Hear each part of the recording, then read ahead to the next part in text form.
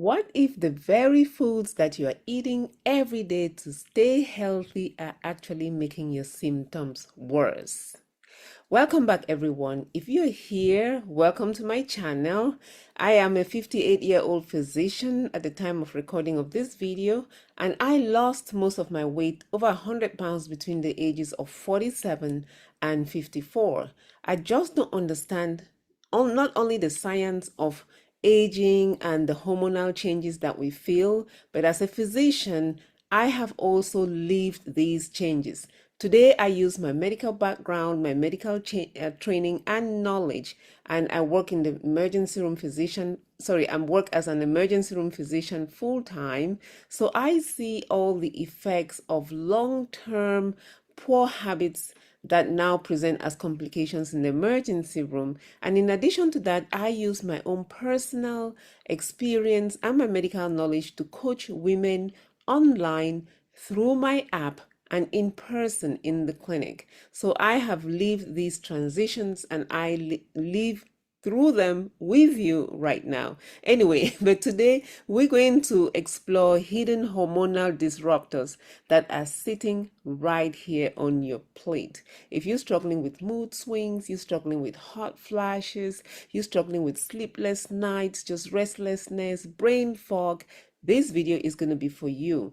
I want you to really think about how to change what you eat. You don't really necessarily have to have an overhaul. However, you can make a few changes that will improve the quality of your life. And in this video, we'll break down how common foods can hijack your body. And in the end, you will know exactly what foods you need to swap and how to reclaim your own health. So let's start with breaking down these foods into different category, the triggers.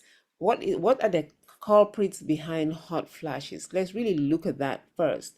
The very first one is the foods that cause hot flashes, the foods that make us so uncomfortable. And right off the bat, the very first one is going to be the spicy foods. These foods contain a compound called capsaicin.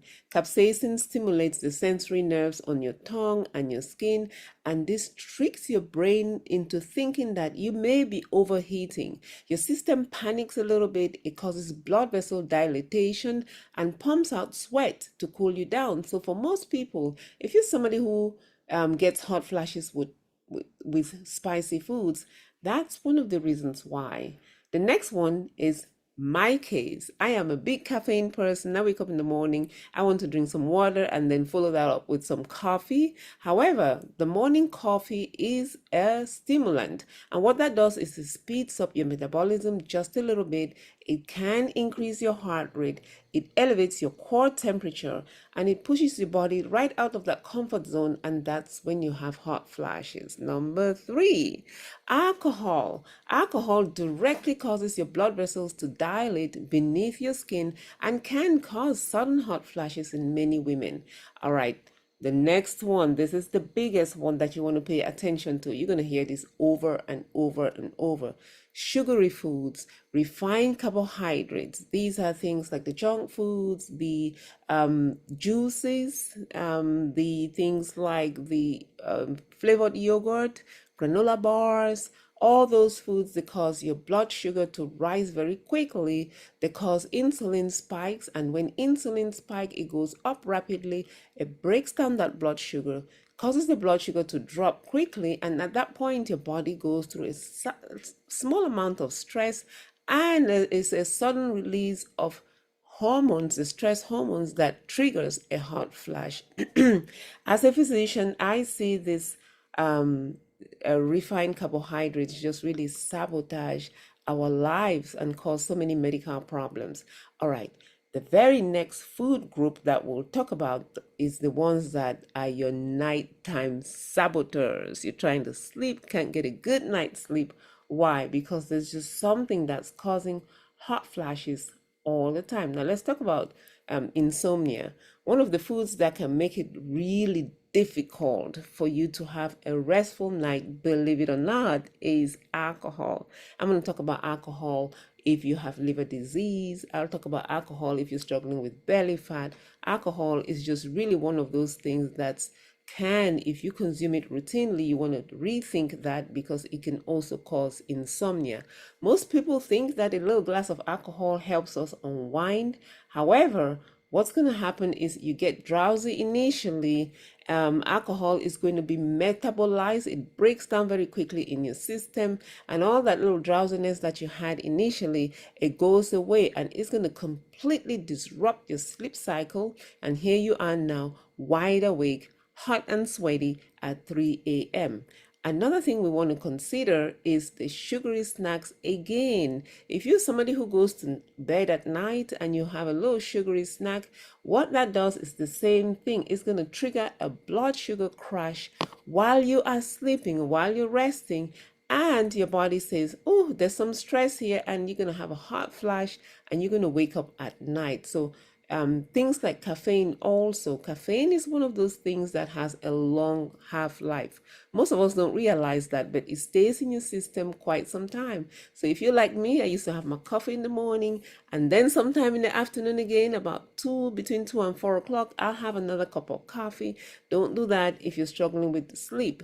It has a long half-life, and it may keep you awake instead. So stay away from caffeine in the afternoon. One of the things that I want to really talk about here are things like let's not try to do a complete overhaul right when we start off. Let's think about things like how we can make some small changes. So don't change everything all at once, it's just difficult to sustain. Menopause is one of those transitions. It's not something that happens right now, immediately. It's one of those things that we'll live through. So when you make a change, start slow. The next group of foods that I'll talk about are those that cause our mood swings. I call these ones the energy and mood stealers. They cause brain fog, fatigue, anxiety, and in some women, they cause a full-blown panic attack. And this is really because there is a a link between how your body reacts to low blood sugar and your mood. So if you eat foods that are high in refined sugars, they cause that blood sugar crash because insulin comes and breaks them down. Your body says, hey, there's an emergency here, something is happening. It's going to speed up your heart rate. When your heart rate speeds up, you feel like you're anxious, you feel like you're having a panic attack. Some women just feel totally irritable. And so you really want to try to work on the foods I call the terrible S's. So these ones here, these are sweets, sodas, and the refined carbohydrates, and most of them can come in the form of smoothies. And what this really, the sugars that we drink, the reason why they're so dangerous is they don't pass through the digestive tract that all foods pass through. They have a quick entry of glucose into your system because you're not chewing them, they're not really spending too much time in your digestive tract, so they cause almost an immediate spike in your blood sugar.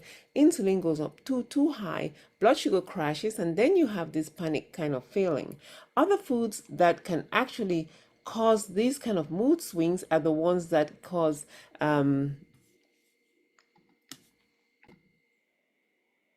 disruption of your gut flora. So things like processed foods, canned foods, those ones that are frozen, that you just heat up in the microwave. Most of these foods that are overly processed, they do cause disruption in your microbiome. And what that does is it causes an imbalance in how your food is digested, and can actually cause imbalance serotonin, which is our happy hormones, an imbalance in the dopamine metabolism. And low serotonin can actually trigger panic attacks in some people, can cause depression, can cause anxiety. So one of the things that you really want to do is eat foods that are high quality foods. So simple things like chicken, fish, nuts, and seeds, those ones help stabilize our brain neurotransmitters, again, like the serotonin. One of the good brain foods is salmon. That's a good one. Chia seeds and walnuts, that's also a good one. Those ones actually can help fight brain inflammation. Other foods actually can cause the thyroid dysfunction. not really the foods, but the way that we eat. Sometimes in menopause, we're trying to lose weight very quickly.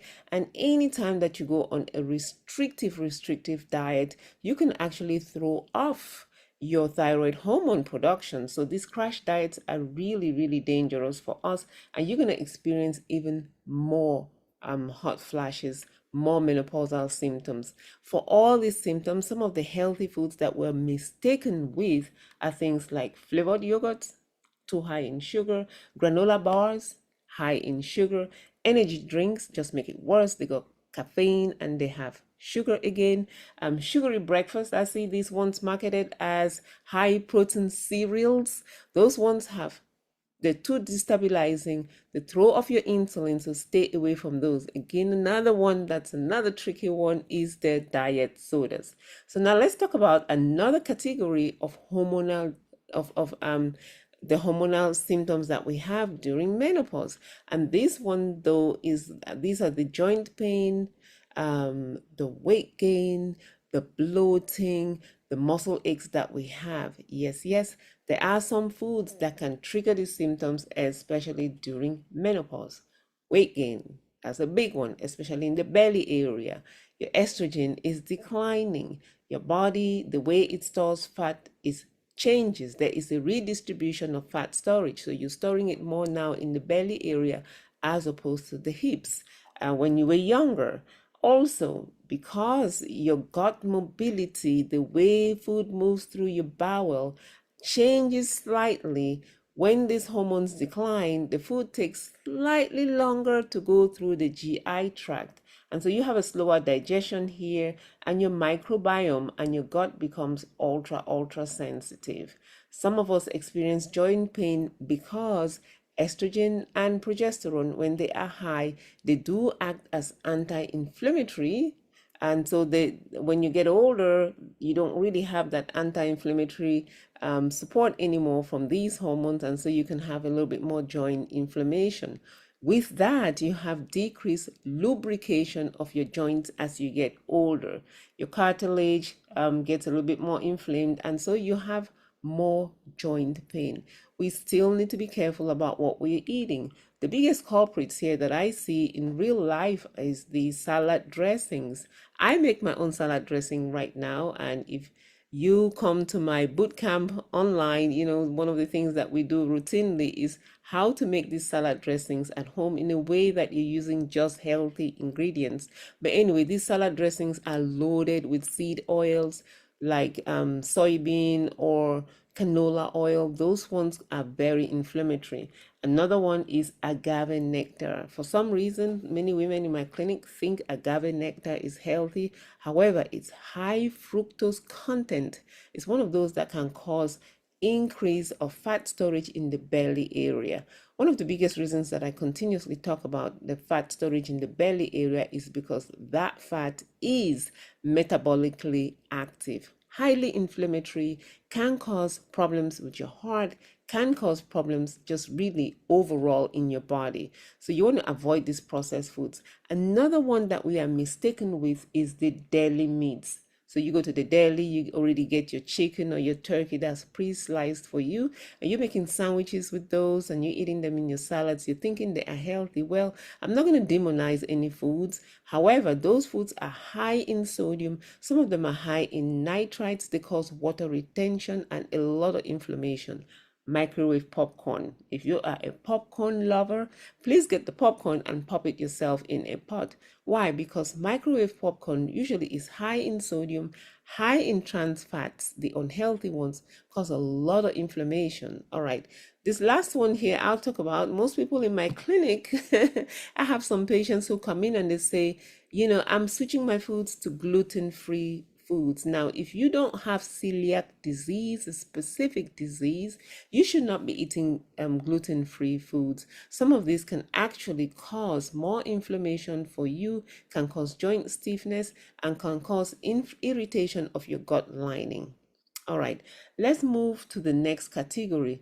This one here, I'm going to call them the moisture and tissue depleters. We know that when we get older, we get some dryness, especially in the mucosal area, vaginal dryness. You've got dry mouth, burning eyes, dry skin, and that's really because of declining estrogen. Estrogen is just really one of those hormones that causes your tissues to be nice and thicker. And so when it goes away in menopause, you have a little bit of what we call atrophy, so thinning of the walls in on your skin and the vaginal area and in the mouth and things like that. Any skin that's a little thinner becomes more fragile and easily irritated. You also have some loss of lubrication there, and the pH or the acidity of the environment, especially the vaginal environment, can get changed. Dry skin happens because when you get older, you lose some collagen in your skin, and so that nice and plump and bouncy skin really goes away some. So you want to be careful again about what you are eating.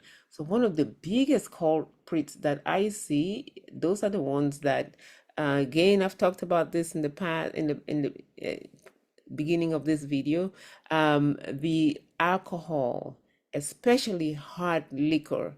That one is very dehydrating. It causes your cells to dehydrate. And you consume hard liquor often, you're going to really end up with dry and aging skin very quickly. Another one is soy sauce. Soy sauce is extremely high in sodium. It draws moisture out of your tissue. Want to avoid that. Most of us, like myself, I was a pretzel person, love snacking on pretzels. However, that extreme high concentration of sodium is going to pull the moisture away from your tissues. You end up with dry skin. Commercial citrus juices, those ones really have high acidity. And if you're somebody who struggles with frequent urinary tract infections, you want to avoid that. The last one here, again, caffeine or black tea or black coffee. Don't drink that too often if you're struggling with hydration or dry skin, because it does act as a diuretic and can cause depletion of essential cellular hydration. All right. My next category here is the one that I call the nerve and tissue stressors. These ones can cause tingling in some women, it can cause thinning of the hair in other women, and it can cause your nails to be brittle some. Why is that? Again, estrogen is one of those things that causes your nervous system to be nice and sharp. It causes your peripheral nerves to work well. And so when estrogen declines, you don't have that insulation anymore. Some women just spontaneously develop pins and needle kind of feeling in their fingers and in their toes. Now, if you have that, please get checked quickly, because it may not really be only from menopause. It could be also be because of other diseases. Diabetes is one of those big ones. Some women get dizziness. When they get into menopause, that one could be an inner ear problem. It could also be because of declining estrogen levels, which can cause this constriction of some of the blood vessels, and that can cause your blood pressure to drop, especially when you try to stand up. That happens to me. Sometimes you stand up too quickly, you get a little lightheaded, you get a little bit dizzy. Dizziness, though, is one of those symptoms I tell women, if you get dizzy, please get it checked. It could be a combination of so many different things and not only menopause. So very important for you to get symptoms checked. Women are very notorious, or we just blow away our symptoms because we chalk it up to different things, or we think we're too busy and we don't get checked.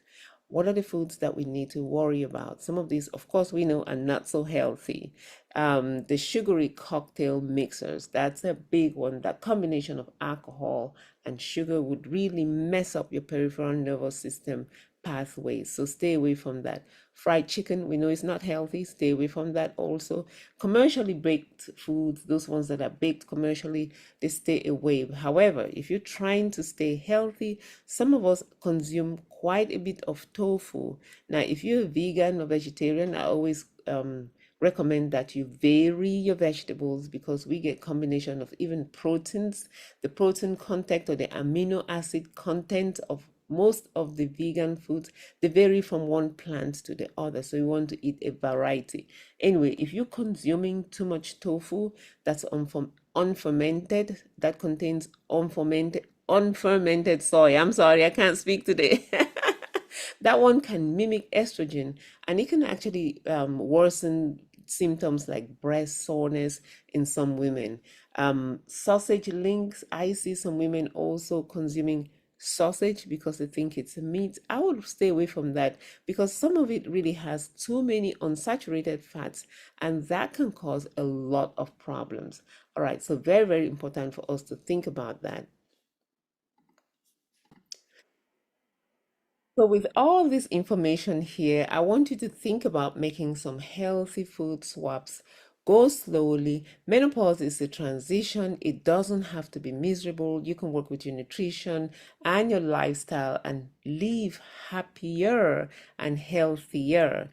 If you're really struggling with menopause symptoms, you're struggling with weight loss, you're struggling with belly fat, and if you want step-by-step guidance, I invite you to join my community. Come to my online boot camp. That's what we call it. I've got some women who have been here for over 5 years, or you can just come to my app. The link is down here on this video. Come to the app, and there are so many solutions for you. I do have a huge library. I call it the Learning Center, where you can learn about menopause and really live a healthier lifestyle. If you found this video helpful, please hit that like button, leave a comment in the chat for me, share the video, and that's how more women can get this information so we live healthier and happier as we get older. Thank you for watching. Bye.